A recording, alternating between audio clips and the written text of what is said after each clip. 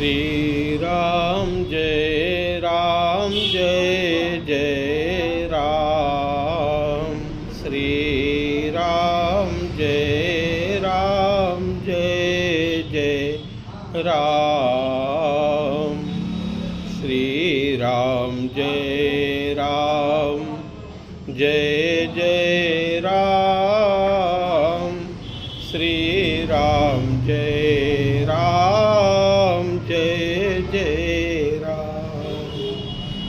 बोलिए सियावर रामचंद्र भगवान की जय हो। तो प्यारे भक्तों,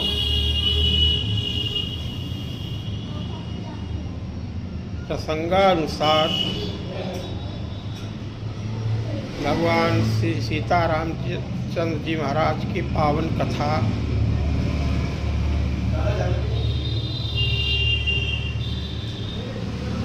उस समय जिस समय भगवती सीता की खोज करते हुए प्रभु श्री राम वन वन में भटक रहे हैं, लीला कर रहे हैं प्रभु। हे खग मृग हे मधुकर श्रेणी, तुम देखी सीता मृगनेनी। खंजन सुख कपोत मृग मीना। प्रकृति का सुंदर वर्णन गोस्वामी जी ने किया है। भाव क्या है? भगवान सूप न खाने वास्तव में बड़ी सुंदर बात कही थी। भगवान आए ही तो इसीलिए हैं। जब शांति छिन गई संतों की, भक्तों की, सज्जनों की भक्ति विलुप्त हो गई, सब परेशान है, भयभीत है, क्लेशित है, चिंता दुखी, तभी तो पुकारा परमात्मा को। अब हर आश्रम पे जाकर के भगवान पूछते हैं, हर उस इतनी 84 लाख योनियों की बातें की गई हैं, सब भगवान की ही तो बनाई हुई है। उनसे भी भगवान वार्तालाप करते हैं। आए तो इसलिए हैं। रावण को बहुत पहले उपदेश दिया, बाद में पूछा पहले ये बताओ तुम्हारी ये नाक कान कैसे कटी? तो क्या बोली थी वो? अवध नृपति दशरथ के जाए, पुरुष सिंह बन खेलन आए। समुझ परि मोहि उनकई करनी, और रहित निशाचर करी हैं धरणी। महाराज दशरथ जी के 2 पुत्र आए हुए हैं, बड़े रणवापुरे हैं। मानो वो शिकार करने ही जंगल में आए हैं। पुरुषों में वो पुरुष सिंह बन खेलन आए। ऐसा प्रतीत हो रहा है कि जैसे वो निशाचरों से हीन पृथ्वी को कर देंगे। पहले ही तो उसने बताया, रावण नहीं समझ पाया, वो रावण समझे। समुझ परि, वो तो भगवान पहले जो प्रतिज्ञा कर चुके हैं। जब विश्वामित्र के यज्ञ की, मुनिराज के यज्ञ की, गुरुदेव के यज्ञ की रक्षा करने के लिए भगवान घर से निकलते हैं, तभी तो ऐसे ही उपमा देते हैं गोस्वामी जी। पुरुष सिंह 2 वीर, हरसि चले मुनि भय हरन। कृपा सिंधु रघुवीर, अखिल विश्व कारण करन। दोनों अखिल विश्व कारण करन। अनंत भुवनों के रचयिता आप हैं, उसके कारण है। यहाँ भी उसने यही बताया, समुझ परि मोहि उनके करनी, रहित निशाचर करी हैं धरनी। अब तो कोई डरते ही नहीं है राक्षसों से। जो आते हैं वो मारे जाते हैं, आते हैं अब तो ढूंढ ढूंढ करके प्रभु को मारना पड़ रहा है, छिपे हुओं को ढूंढ ढूंढ करके खोद खोद करके निकाला जा रहा है। जिनकर भुजबल पाई दसानन, अभय भय विचरत मुनि कानन। अब स्वच्छंद होकर के सब अपना अपना साधन कर रहे हैं। तो ऐसे ही एक राक्षस का बंध मिला, दुर्वासा ऋषि के शाप के कारण वो राक्षस हो गया था। इसकी भुजाएं इतनी विशाल थी, कबंध उसका शीर्ष है ही नहीं है, भुजाओं से ही 4 कोस तक अपनी भुजाएं फैला लेता है, पकड़ लेता है। जो आते हैं उधर राहगीर, जो पथिक निकलते हैं, उन्हें खा जाता है। भगवान ने उसका उद्धार किया। वो गंधर्व था, दुर्वासा ऋषि के कारण वो अपने स्वरूप को प्राप्त हुआ। उसने बताया प्रभु को थोड़ी बातें, अध्यात्म रामायण के अनुसार भगवान को उसने आगे की चर्चा। तो वहाँ से भगवान जो है, यहाँ भी गोस्वामी जी भी संकेत करते हैं कि सुनु गंधर्व दुर्वासा मोहिदीनी सापा, प्रभुपद पेख मिटा सो सापा।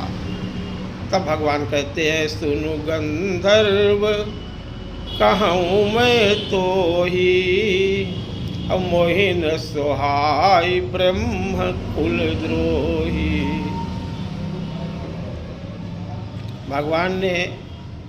भगवान के भाव को समझना है।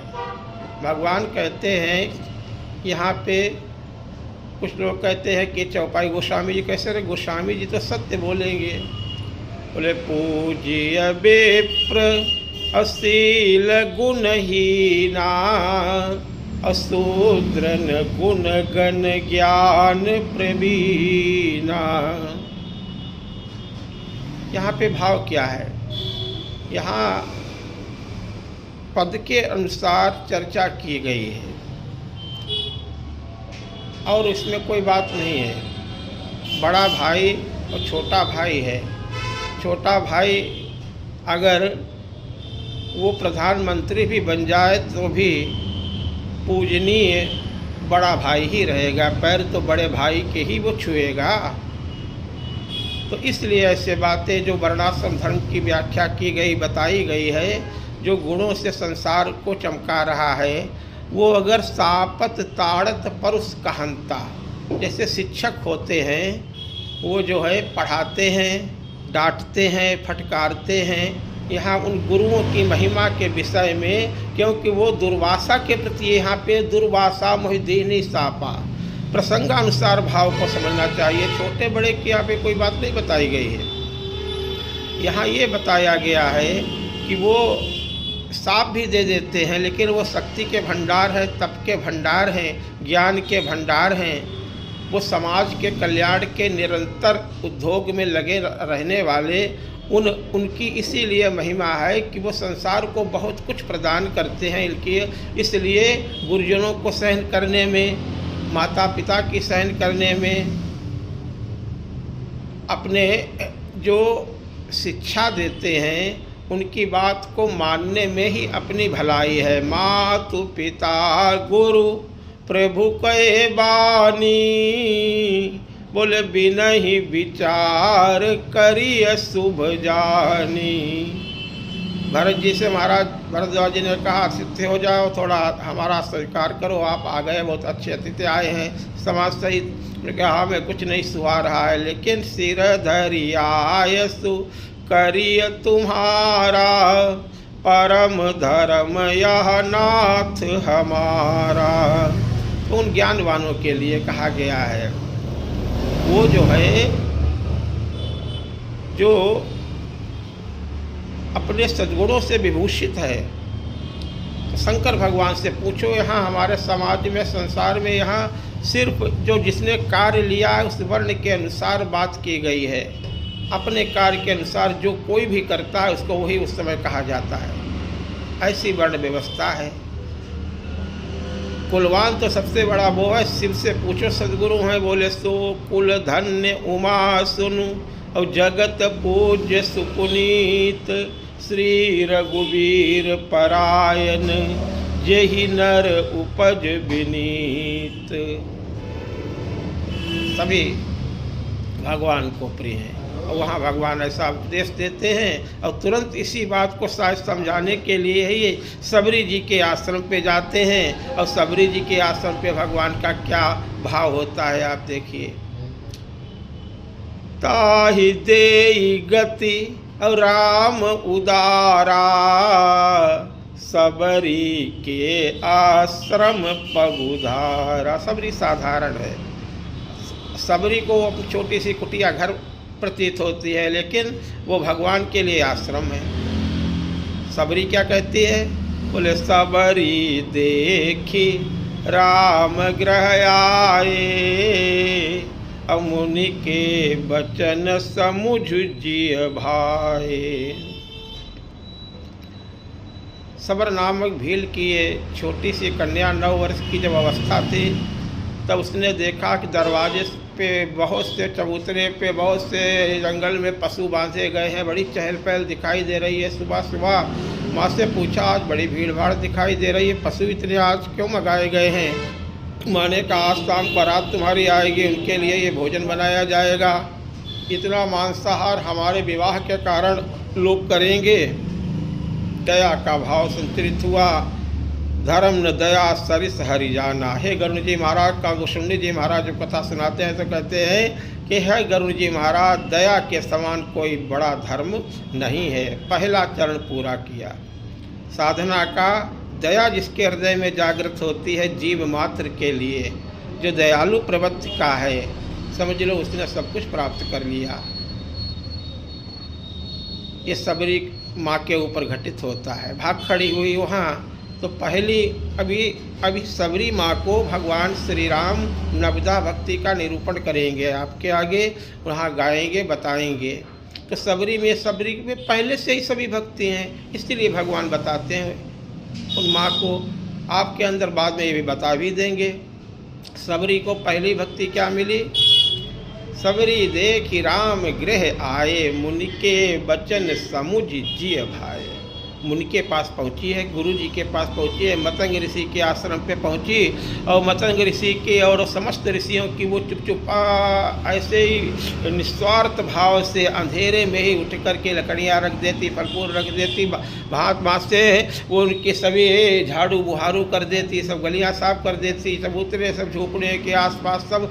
इसने धीरे धीरे ये सेवा मतंग ऋषि को मालूम हो गई और उन्होंने एक दिन पकड़ लिया। कहा, तुम डरो मत बेटी, तुम यहाँ निशंक हो कर के तो अपना साधन करो। ऐसा उस समय भी कुछ आडंबरी महात्माओं ने विरोध किया। कहा, चले जाओ आश्रम से। मतंग ऋषि ने कहा, जिसको जाना हो, लेकिन मैं इसे नहीं त्याग सकता। राम मंत्र की दीक्षा दी और कहा, राम आएंगे। मैं तो अब इस समय जब वो जाने लगे, कहा, मैं तो जा रहा हूँ वैकुंठ, लेकिन राम आएंगे, इतना याद रखना। तो सबरी को याद आए तो मतंग ऋषि की संतों की सेवा उसने की। प्रथम भगवान कहते हैं, देखो तुम पहले सबरी की दीनता देखो, अब भी वो वैसी है, कोई अहंकार नहीं, राम का इंतजार करती है, राम कब आएंगे, राम कब आएंगे।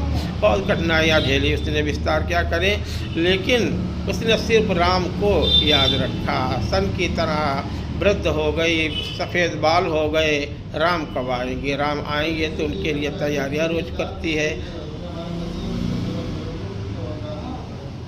अधम ते अधम अधम अति नारी, और तीन महु मैं, सबरी माँ के वचन है, तीन महु मैं मति मंद अघारी। लेकिन भगवान क्या कहते हैं, अरे क्या बोल रही हो सबरी माँ? कहा, रघुपति सुनु भामिनी बाता। ये सुंदरी को कहते हैं भामिनी। सबसे सुंदरी होती है बच्चे के लिए माँ। अपनी माँ से बढ़कर के कोई सुंदर नहीं होता है। तीनों माताओं की सुंदरता सबरी माँ के अंदर भगवान ने देखी। मैं कुछ नहीं देखता हूँ। कहा, रघुपति सुनु और भामिनी बाता, मानहु एक भगति करे नाता। जाति पाति, इससे कोई मतलब नहीं परमात्मा को है। जो भजन करेगा वो भगवान को प्राप्त करेगा। जो उनका एक बार भी कह देगा हे प्रभु मैं आपका हूँ, कोटि विप्र बदल आगे जाऊँ, कोई भी हो। तो यहाँ ब्राह्मणों के लिए कहा गया कि वो बहुत बड़ा पाप बताया गया है। भगवान कहते हैं अरे महाराज जो हो गया सो हो गया, पहले तुमने क्या करते रहे, तामसी स्वभाव के कारण। बड़े बड़े राक्षसों के लिए भगवान का ये आश्वासन है, महाराज छोड़ो तो, कहीं तो बंद करो, कहीं तो मुड़ो, सन्मुख तो हो, सत्य की तरफ मुड़ो तो, सदाचार करो तो। ज्यों ही आप आएंगे अपनाए जाएंगे। अपने उस क्रूर स्वभाव को छोड़ो, हिंसक स्वभाव को छोड़ो।